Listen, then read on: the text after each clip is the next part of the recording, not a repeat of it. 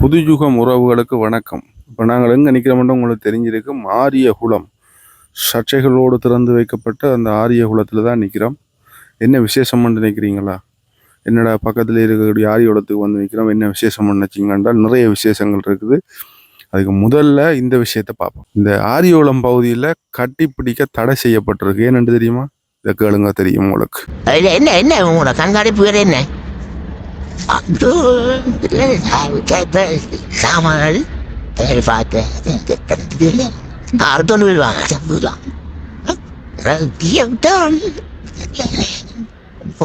எல்லாரும் வந்தால் சேட்டு விடுவாங்க. சேட்டு விடுவாங்க எல்லாம் கொஞ்சம் கண்காணிச்சு சூடியா வரையிலாது. சூடியா வரையிலாது வந்தாலும் வந்து அவங்களுக்கு இடைஞ்சல் இல்லாம அதெல்லாம் இடைஞ்சல் இடைஞ்சல் இல்லாம மற்ற அளவுக்கு இடைஞ்சல் வேணுங்கிட்டு போது தனியாக ரோட்டு நெய்ம்டு பார்க்குறவங்க எல்லாரும் போயிட்டு தெரியும் வரைக்கும் இடைஞ்சல் பார்த்ததுக்கு பட்டிச்சு அப்படியே தெரியும் இல்லாமா வேலையை போனோம் வாழ்க்கமா போனோமா கட்டிப்பிடிக்க தடை கட்டிப்பிடிக்க தடை செய்யப்பட்ட பகுதி.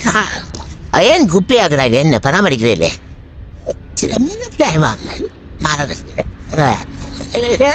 சொல்லுவோம் சொன்னால் சில நேரம் பெறுவாங்க, சில நேரம் பெற மாட்டாங்க.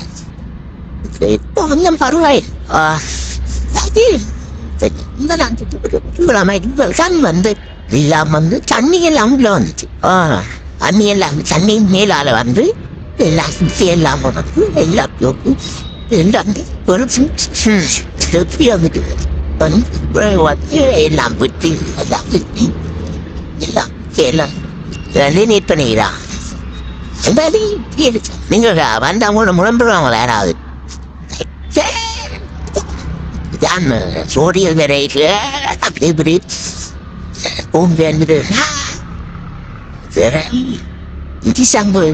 சோடியல விடுவே இல்லையா நீங்க?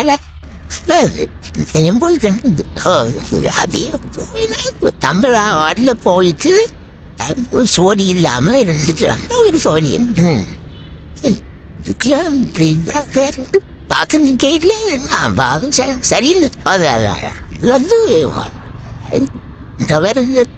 பள்ளிக்கூட பிள்ளைகள் எல்லாம் வருது. அந்த அதுக்கு ஓடுவாங்க. வந்திருப்பினம் வந்து இருந்துட்டு கிளாஸ் முடிஞ்சோன்னா கதைக்கிறான். கிளாஸ் பிள்ளைகள் எல்லாம் இருக்கிற இடம் இது கலாய்க்கிறது கலைக்கு அக்கா வீட்டுல கணக்கை சொல்ல தானே உடனே அக்கா வீட்டலாம் அதுக்கான தானே அதுதாங்க. ஆனா பராமரிப்பு மட்டும் இல்லை, பராமரிப்பு மட்டும் இல்லை.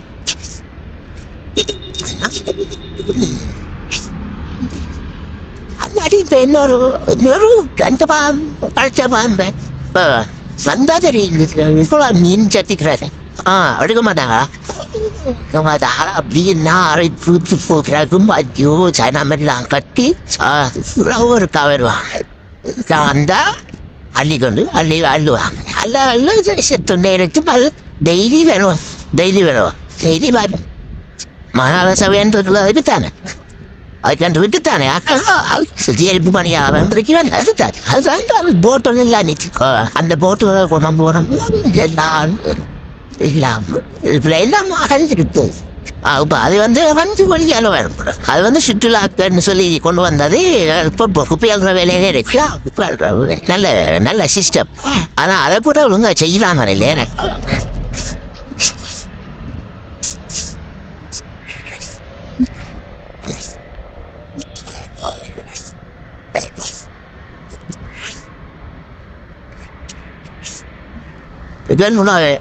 உடம்புகள் வந்து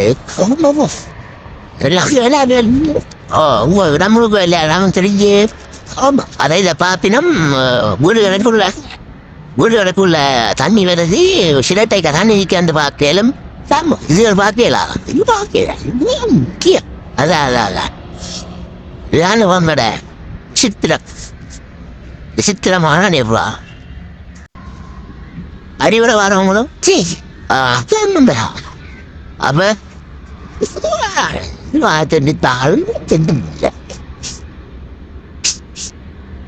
தண்ணி அடிக்கிறோம்.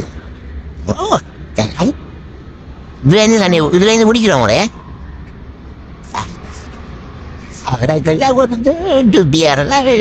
புரிஞ்சுட்டா அப்படி இதுக்குள்ள போனிய வரைஞ்சி விட்டு போறாரு.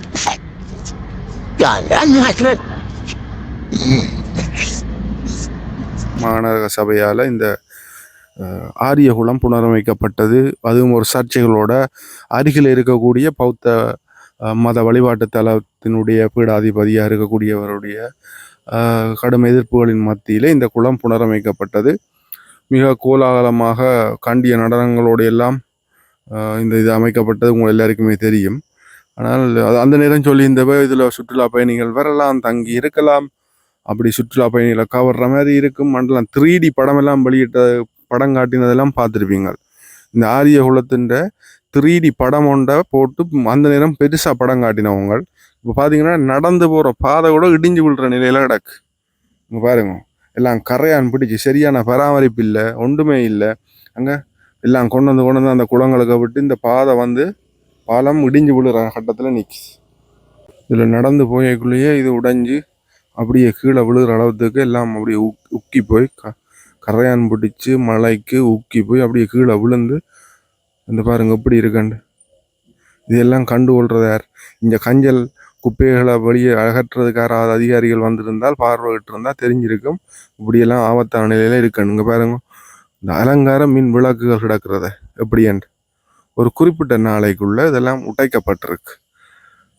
சரி, இதுக்கு ஒரு சரியான நேர்த்தியான நிர்வாகம் இருந்து, அது குறிப்பாக எங்களுடைய இனத்தில் இருக்கக்கூடிய ஒரு குணம் ஒன்று இருக்குது, நல்ல அழகாக இருந்து அதை உடைச்சி பார்க்குற குணம் ஒன்று இருக்குது.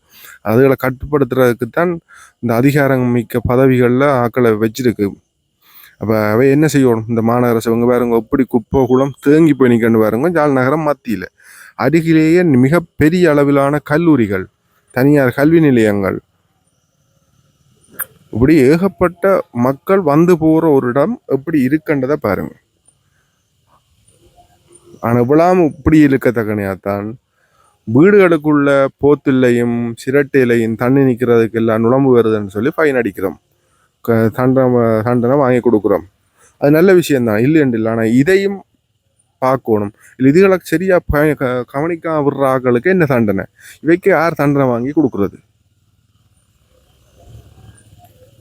இல்லைண்டா இந்த குளத்தில் மாநகர சபை பொறுப்பில் இருக்கிற குளங்களுக்குள்ள இருந்து மட்டும் நோய் கிருமிகள் பெறவாதா, இல்லைண்டா அதுக்கு நுழம்புகள் பெருகாதான்னு தெரியல. அப்படி ஏதாவது சூட்சுமமான முறைகள் இருக்குன்னு தெரியல. அப்படி இருந்தால் உங்களுக்கு யாரும் தெரிஞ்சிருந்தால் அதில் கமெண்ட் பண்ணுங்க, நானும் அறிஞ்சு கொள்றதுக்கு வசதியாக இருக்கும். இது என்ன விஷயம்? இன்னும் ஒரு விஷயம் இருக்கு, வாங்க பார்ப்போம்.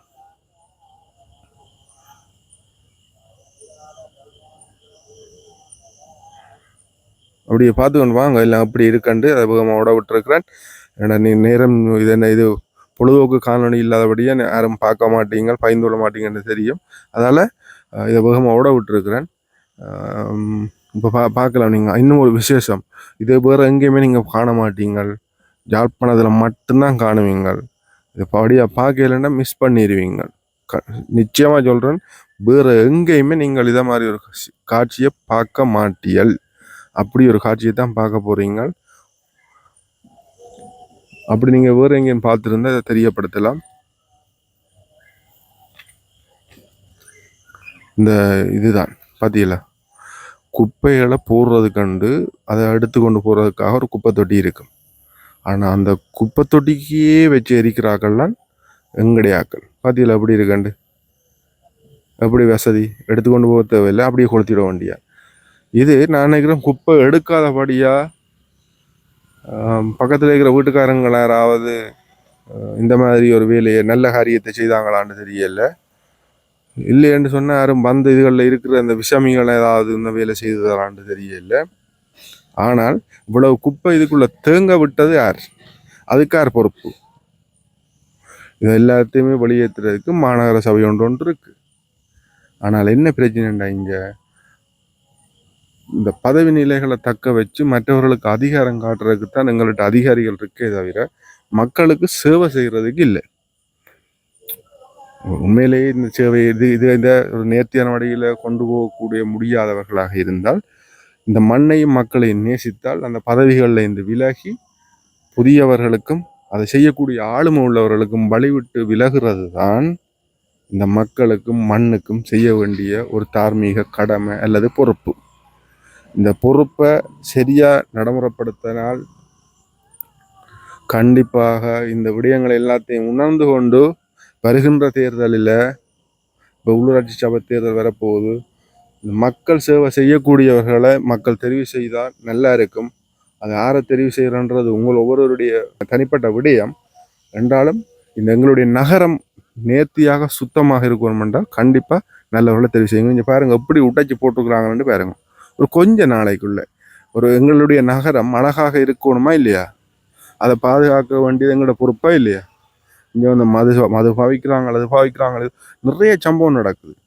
இந்த நகருக்கு இந்த மத்திக்கு இருந்து கொண்டு சோடியாக வந்து இந்த அந்த அங்கே கட்டி விடப்பட்டிருக்கிற அந்த இருக்கைகளில் இருந்து கொண்டு அநாகரிகமான செயற்பாடுகள் ஈடுபட்டு வருவதாகலாம் இந்த முன்னுக்கு கேட்டிருப்பீங்க. பொழுதுபோக்கு காணொளி போல இதுகள் மக்களுக்கு பிடிக்காதுன்றது தெரியும். இருந்தாலும் ஒரு சமூக பொறுப்போடு இந்த காணொலியை பதிவு செய்திருக்கிறோம். பிடிச்சிருந்தால் ஷேர் பண்ணுங்க, லைக் பண்ணுங்க. இல்லை என்றால் அப்படியே கடந்து போங்க. மாநகர சபை மாதிரியே நாங்களும் கடந்து போவோம். நன்றி, வணக்கம்.